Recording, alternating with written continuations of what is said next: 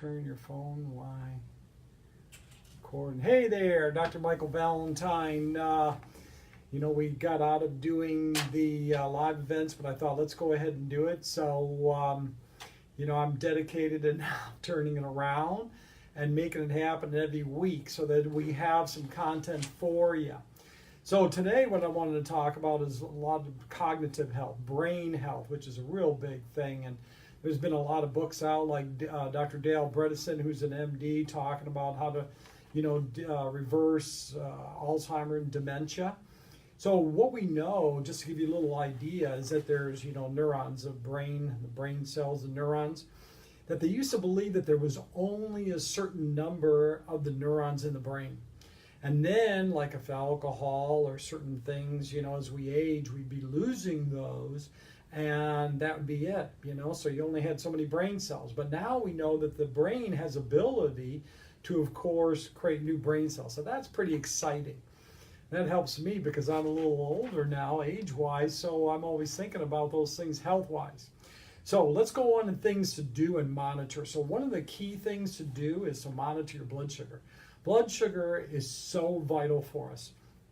And if you look at, the meters, or if you have a meter, you'll look at the numbers, 70, and it could be up to 120, 130. And about 128 is really, 129 is considered a diabetic state. But if you're over 100, then it's something to be concerned about, because now you're really insulin resistant. So what do we like to see? Well, if we had 70 to 80, that number is really ideal.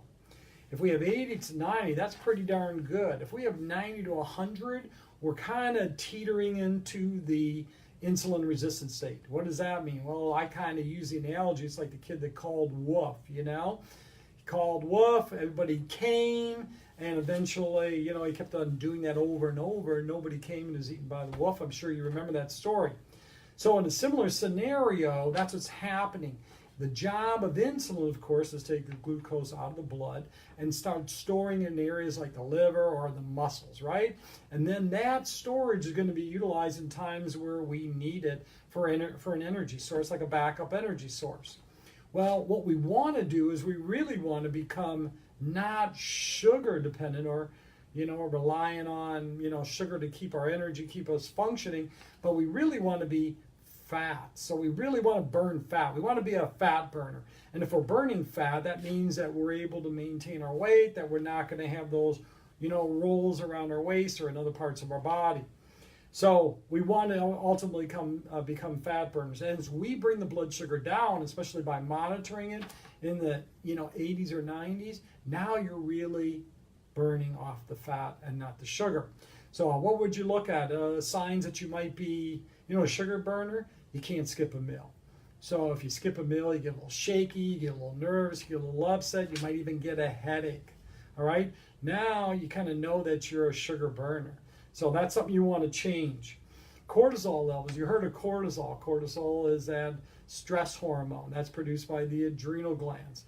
So the cortisol is really bad in the brain too, because that's what they found with dementia and Alzheimer's and brain function issues like brain fatigue and that so-called diagnosis, is that the individual is really having too high cortisol levels. So now what you want to do is deal with the stress levels, right? So one of the best ways that I found recently is doing what we call flotation therapy. So that's like an isolation tank, and it has the Epsom salts in there. And it could be between 800 pounds to 1,200 pounds. So I like going to the higher poundage, 1,200, because you can get in there, and you're in there for an hour, and you just kind of let go. You meditate, let your body go, and you relax. It's really a great thing to do. And there was actually a book written by a psychiatrist all about concussion repair. And that was one of the things that he recommended. He called it meditation on steroids. So we're not a big fan of drugs, especially steroids, right? But I agree, it is like meditation on steroids. Awesome thing to do to help bring down the stress level to, of course, get the cortisol levels down. So meditation, flotation. Tai Chi. Tai Chi is really great because it's all about motion. Just like me, I'm an Italian, so I gotta always be in motion. I can't sit down. So motion is really important because we start to kind of, tense up. We become really uptight and we need to loosen up. We need to go through these motions. So Tai Chi has been around for thousands of years and is a wonderful type of exercise. Okay, another thing. So we talked about blood sugar. We talked about cortisol levels, monitoring those things, getting the cortisol levels down. Mushrooms. Now, mushrooms are phenomenal. There's been write-ups like in Medscape where I read that it was actually helping like an anti-cancer type of effect, the mushrooms. And it's ergothioneine in there, and that's almost like glutathione, which most people haven't heard about. But glutathione, just to give you an idea, is 1,000 times stronger than vitamin C. What is that? Well, it's an antioxidant, right? So this ergothioneine is in the mushrooms, and it has a similar type of effect as far as an antioxidant, anti-cancer effect. So mushrooms are great. The white mushrooms, there's actually more research on the big white mushrooms. I'm usually a fan of the creminis or the bella, the different types of mushrooms, the bigger ones, But if we look at the white mushrooms are really good as far as their research on breast cancer.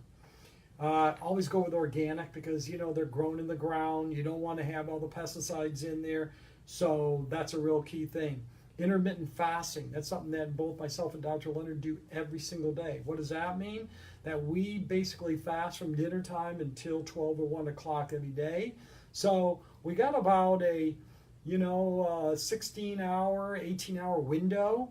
And that's real critical because that also helps you to get your blood sugar regulated. So if you have problems with blood sugar regulation, then that's really a key thing to do, intermittent fasting. Now during that time of intermittent fasting, you could drink plenty of water. You can even do coffee if you want, okay? And try to stay away from the dairy because dairy is a bit inflammatory, especially if you have any health issue. Healthy fats. The best is really extra virgin olive oil. And you might have heard, the big thing is the mafia's got into, extra virgin olive oil. It's almost like the value of a drug, right? So they've gotten into it. They're diluting it with different oils. Try to find something that's 100% pure extra virgin olive oil. It's always good to find it more the darker glass. Glass is preferred over the plastics. You must have heard about PBA, the plastics in there. It's best to stay away from the plastics as much as you can because those end up being what we call endocrine disruptors, meaning it's affecting our hormones, okay? So you don't want to be involved with something that's going to do that. Also, the research on the Mediterranean diet, over the years, the Mediterranean diet consistently has been the #1 healthy type of eating routine throughout the world. So their type of eating protocol is the best. Plenty of extra virgin olive oil. I even do in my morning coffee, which is kind of like a cappuccino made with almond milk. I put in about a tablespoon of extra virgin olive oil as I'm frothing that. So it's really a good thing to do. Get your healthy fats because remember, there's approximately 10 trillion cells in your body, and those cells all have that phospholipid membrane surrounding it. So fat is really the key. It's all about good quality, not about the bad quality. And if you're going to go towards a different type of oil, coconut oil is fine. Grapeseed oil's pretty good. But remember, let's stay with the research, and the research has always been on extra virgin olive oil in the Mediterranean diet. Pomegranate juice. Pomegranate juice is really awesome because that's now shown to have so many different benefits. And of course, the darker fruits and vegetables, they have tremendous amount of antioxidants in there. So those are really good. Don't get it from concentrate. Make sure it's made from the actual pomegranate. I know that I get mine at a grocery outlet, and there's, the bottle pomegranate juice. There's I don't know what they say, 20, 25 pomegranates that are used in order to make that juice. Vitamin D daily. It's real critical. We think, okay, well, we're going to get it from the sun. We don't get enough. And you might have heard me before talk about the fact that I've done I'm outside playing golf or riding my bike, and when I checked my vitamin D levels, they were on the low side of normal. And again, that range is really huge. Well, the research has shown that the lower vitamin D levels, there's a greater tendency for dementia and Alzheimer's. And realize that the normal reference range, medical lab reference range, is 30 to 100. And they found that in the 40s was actually too low. So what's an optimal level? 80s is great. If you could be 80s or 90s as far as vitamin D, it's phenomenal because it is an immune system modulator. It's important for your gut health. There's so many more different functions that vitamin D is essential for, but we really don't know all about it. As far as, what else is it doing? Why are we utilizing so much? And as we age, our vitamin D levels and our needs increase. So for someone in their 30s, it might be 5,000 IUs a day, which is approximately, I think, 125 micrograms. So they confuse us because they changed the numbers on us, right? It used to be always IUs, international units. Now they've gone to mcg, micrograms. So 125 equals 5,000, and of course double that, 250 is going to equal 10,000. I typically take 10,000 IUs or 250 micrograms a day of vitamin D. And you got to have K1 and K2. So K1 is, K1 and K2 are the clotting factors, also in the absorption for bone and, joint health. The last thing is nitric oxide. Nitric oxide is real key because it acts as a vasodilator. It's part of the Krebs cycle. So what is going to have high amounts of nitric oxide? Beets. Well, I'm not a big fan of beets. I don't care how you prepare them. I'm not a big fan of beets. But some people out there, maybe you are. Beets have a tremendous amount of nitric oxide. The dark green vegetables have, high amounts of nitric oxide. What is nitric oxide going to do again? It's going to act like a vasodilator. And of course, we want to open up that blood flow, get it up to the brain, keep us sharp, keep us smart. Another key thing is learning a new language. So if you haven't, or maybe you're going to go on vacation. If you're going to go on vacation, that's better. Try to learn the language or get one of those books. I remember years ago when I went to Italy, I got the Berlitz book. And the Berlitz book helped me pronounce, the words so that at least I could fake talking to people, right? I did that in France as well. What do they say? Fake it until you make it. So I was doing that. So what are the things for cognitive, brain health, brain clarity? Again, blood sugar, cortisol levels, mushrooms, intermittent fasting, healthy fats like the extra virgin olive oil that we talked about, aerobic exercise. Oh, we didn't talk about that, but aerobic exercise is real important too, because what is that aerobic exercise going to do? It's going to help open up all those detoxification pathways. And you need to get about 2.5 hours of good intense, what I say moderately intense aerobic exercise to get the heart rate up there. Remember, the heart's a muscle, so it's real critical. So then we talked about pomegranate juice, we talked about vitamin D, and we talked about nitric oxide. So those are part of that. Next time we're going to get into some other factors which are real important for energy, right? I think we all could use more energy and ability to get things done, right?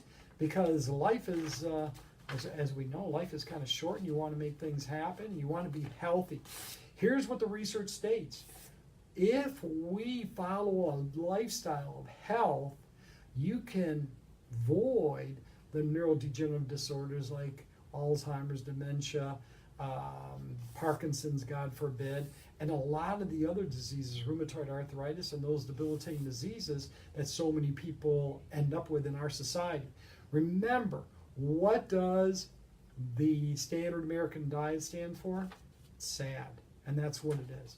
So next time, let's get into some more things, talking about health, talking about nutrition, talking about those things that really can help you, and give us your feedback. If you like this, share with other people, let people know, like our page, send other people our page, and let's spread the word so that we can, get the society turned around.